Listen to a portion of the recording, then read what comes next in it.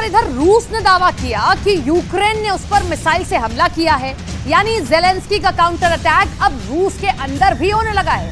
रूस के भीतर घुसकर हमला करना ये दिखाता है कि अभी यूक्रेन की सेना में बहुत जान बाकी है।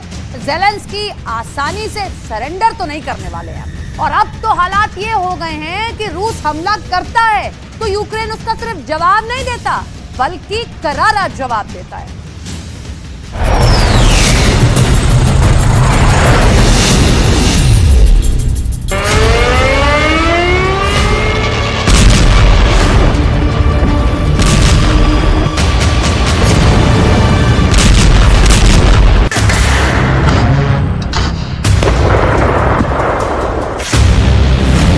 महायुद्ध में पहली बार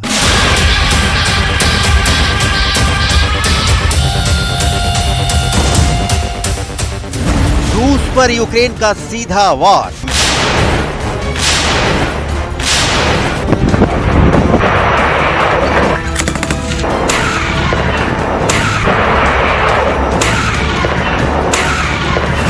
रूस पर यूक्रेन का मिसाइल हमला।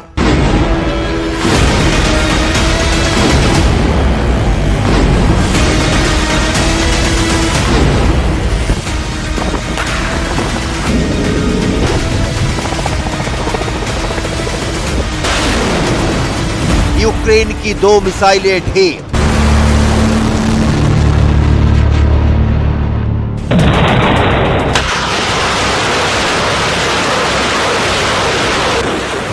रूस के 20 लोग जख्मी।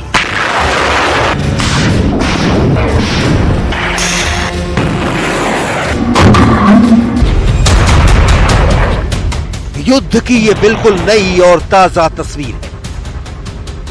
यूक्रेन पर गिरती मिसाइलों का मुंह जैसे ज़ेलेंस्की ने मॉस्को की ओर मोड़ दिया है। सबसे पहले इस मात्र कुछ सेकंड के वीडियो को गौर से देखें, जो कहते हैं कि ज़ेलेंस्की का काउंटर अटैक फेल हो गया है।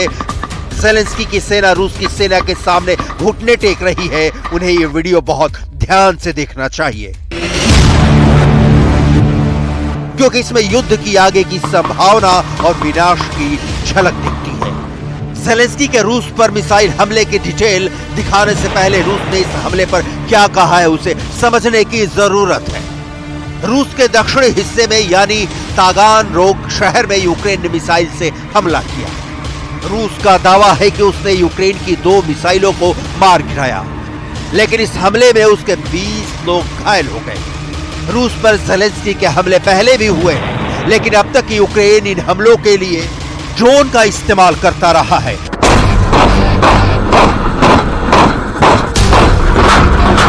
यह पहली बार है जब ज़ेलेंस्की ने अपनी सेना को रूस पर मिसाइल गिराने का ऑर्डर दिया।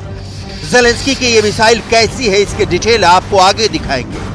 उसके पहले रूस के राष्ट्रपति व्लादिमीर पुतिन का नया बयान सुनिए, जिसमें यूक्रेन के हमले के बाद पुतिन क्या करेंगे इसका अंदेशा दिखता है। Ликвидировали Саддама Хусейна.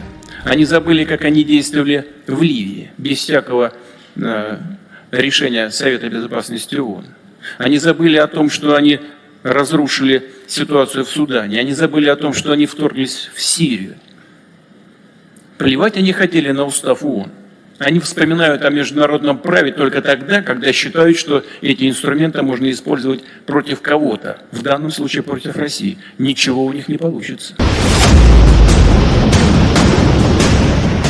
रूस में घुसकर हमला करने की रणनीति ज़ेलेंस्की ने युद्ध के शुरुआती दौर में ही बनाई, लेकिन इस रणनीति को जमीन पर ज़ेलेंस्की नहीं उतार पा रहे थे। इसका कारण रहा कि अमेरिका या नाटो ने यूक्रेन को रूस के भीतर घुसकर मार करने वाली लंबी दूरी की मिसाइलें कभी मुहैया नहीं कराई। बावजूद इसके कि ज़ेलेंस्की ऐसी मिसाइलों की डिमांड लिस्ट वाशिंगटन बार बार भेजते रहे। अब सवाल उठता है कि ज़ेलेंस्की ने फिर मिसाइलों से ताजा हमला रूस के भीतर घुसकर कैसे किया। इसका जवाब जानने के लिए उस मिसाइल की डिटेल जाननी होगी जो रूस पर कहर की तरह बरसी है और जिसने रूस के डिफेंस सिस्टम के सामने चैलेंज पैदा कर दिया है। जिस मिसाइल से यूक्रेन ने रूस पर हमला किया है उसका नाम है S-200। ये S-200 जमीन से हवा में मार करने वाली मिसाइल है। लेकिन यूक्रेन की डिफेंस फोर्स ने इसमें तकनीकी बदलाव किया है और अब ये मिसाइल S-300 की तरह काम कर रही है, जो जमीन से जमीन पर मार कर रही है। आशंका जताई जा रही है कि यूक्रेनी सशस्त्र बलों ने 2023 में ब्रांस्क ओब्लास्ट और क्राइमिया में रूसी ठिकानों पर हमला करने के लिए S-200 मिसाइलों का इस्तेमाल किया था। सोवियत संघ के दौर में S-200 मिसाइलों का प्रोडक्शन रक्षा संस्थानों, औद्योगिक संस्थानों और सरकार के अहम सुरक्षा संस्थानों के लिए किया जाता था। यूक्रेन जब सोवियत संघ का हिस्सा था, तब से ही S-200 मिसाइलें यहाँ के हथियार गोदामों में भरी पड़ी हैं, जिसका इस्तेमाल ज़ेलेंस्की इसे एडवांस सिस्टम में बदल कर रहे हैं। इस मिसाइल की खासियतों के चलते ही इसे कई देशों ने रूस से खरीदा है। इस वक्त दुनिया के कई देशों में ये मिसाइलें तैनात हैं, जैसे Azerbaijan, Bulgaria, Iran, Kazakhstan, Libya, उत्तर Korea, Poland, Syria, Turkmenistan, Myanmar. इन देशों ने S-200 उसकी काबिलियत के चलते ही खरीदा।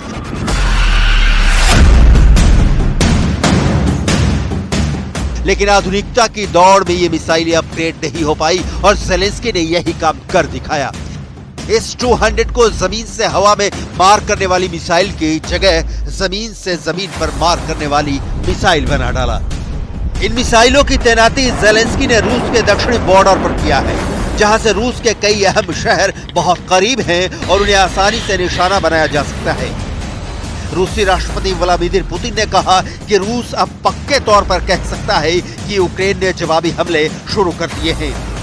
हालांकि एक तरह से कई सप्ताह पहले ही हमले शुरू हो चुके हैं। यूक्रेन ऐसे अभियान चला रहा है जिन्हें सैन्य भाषा में श्रैपिंग ऑपरेशन कहा जाता है। मिसाइलों और तोपखानों के जरिए हो रहे इस हमले में फ्रंट लाइन के पीछे से यूक्रेन रूस के अहम हथियारों और सामान को नुकसान पहुंचा रहा है।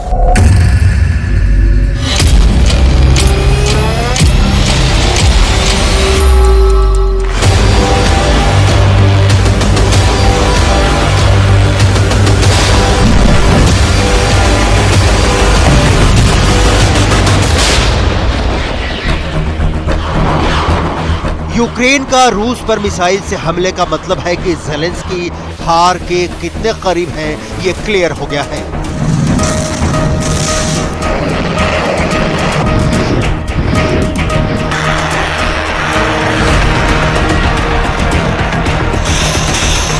मतलब यूक्रेन अब भी इस स्थिति में है कि वो जंग लड़ सके, पुतिन को करारा जवाब दे सके। इसका उदाहरण है यूक्रेन के रूस पर ड्रोन हमले।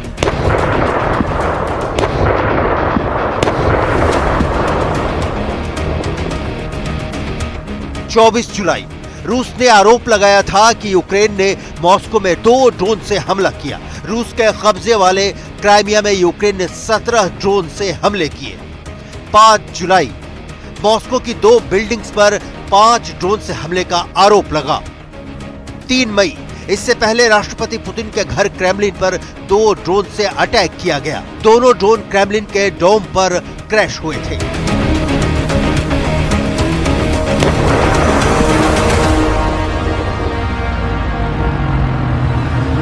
यूक्रेन की ये ड्रोन हमले बस बानगी है कि ज़ेलेंस्की का जोश हाई है।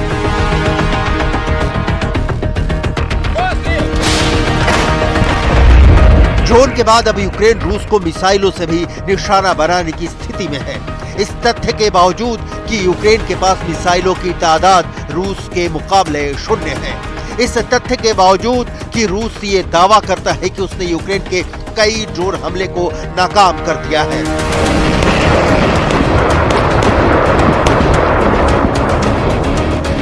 यहां तक कि ब्रिटेन से यूक्रेन को मिली ताकतवर स्टॉर्म शैडो मिसाइलें भी रूस के सामने नहीं टिक पा रही।